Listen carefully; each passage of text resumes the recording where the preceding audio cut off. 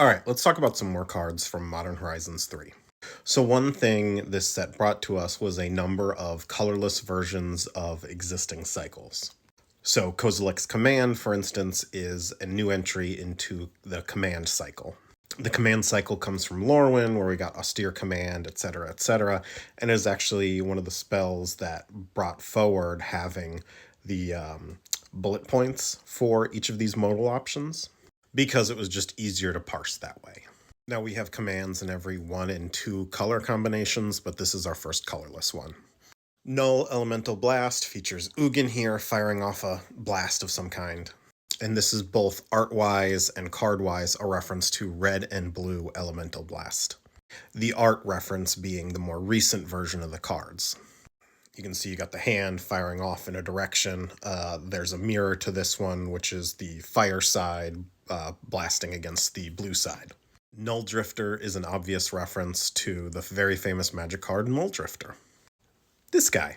Now, I don't know if I've covered some of these before, but I'm just going to run through all the flavor gems that I picked out going through the gallery. Warped Tusker is a reference to Crows and Tusker. Notice they both have the same cycling cost. Wasescape Battle Mage is another one of these colorless additions to a classic cycle. So in the original Invasion block, we got a number of cards that were very, very lightly wedge cards. And this is before Alara, so we didn't have names. We couldn't call this like a Bant card. This was Sunscape. That was what this color combo was referred to. Now in Alara, we also got Battle Mages, but they were a different type. The Dominarian Battle Mages from the original Phyrexian Invasion had alternate kicker costs in different colors. And so that's what this guy is referencing. Argent Dice is a cool card that you might not recognize the two references that are being made here. The first is Ablation. This is literally like an Ablation Dice, whatever you want to call it. Now, Ablation has someone shuffle it into their library and then draw 2 cards, but Argent Dice has them exile it and draw 2 cards. But it's also a reference to an enchantment from back in the day. It has an altar, and it also removes creatures from the game. Rosecott Knight is a Benalian knight from a family we haven't seen much of. There are 7 houses in Benalia that rotate control of the country between them. The Rosecotts are one of them, and they have the rose with 7 thorns as their sigil. White Orchid Phantom is a reference to another famous magic card from Alara, and that is Knight of the White Orchid. They do largely the same thing, and I think these dead versions of famous magic cards are pretty cute. I had someone ask me to talk about Wing It, so let me put in Wing It here. Wing It is an otter from Ikoria. You can see the crystals everywhere.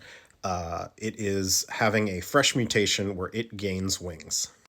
Likely this is a otter dinosaur bird, maybe?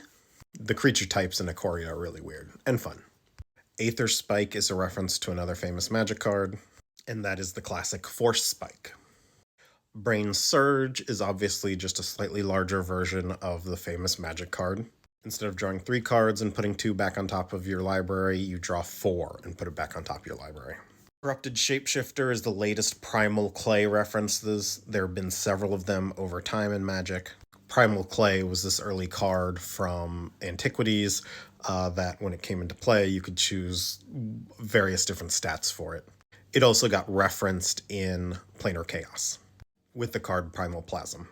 I've seen people talk about Emrakul's Messenger, but remember that this set is atemporal, like it doesn't all take place at the same time, and Zendikar and Innistrad aren't the only planes that the Eldrazi have visited in the past. They're the only planes that have been visited recently that we know of. But there's no reason all of these Eldrazi references couldn't be on some plane that got doomed well before now. Kozilek's Unsealing is a reference to Sarkhan's Unsealing, but Sarkhan's Unsealing itself was also a reference to Emrakul's Influence. So we're at the point with Magic sets like Modern Horizons 3 where we have references that are referencing something that's a reference. Strix Serenade is a reference to the magic card Swan Song. They do very similar things. The big difference is Strix Serenade targets different card types. Ethereum Pteramander is a Pteramander from Ravnica that has wandered its way into Alara and has been Ethereum'd by the Esperite mages. You can see this is the original Pteramander. Alright, I'm at the 5-minute mark, and I am only halfway through this set, so I'm going to divide this into a part 2. Check back, see the rest tomorrow. Let me know if there are any cards I missed that you want me to talk about, either explaining the flavor or whatever.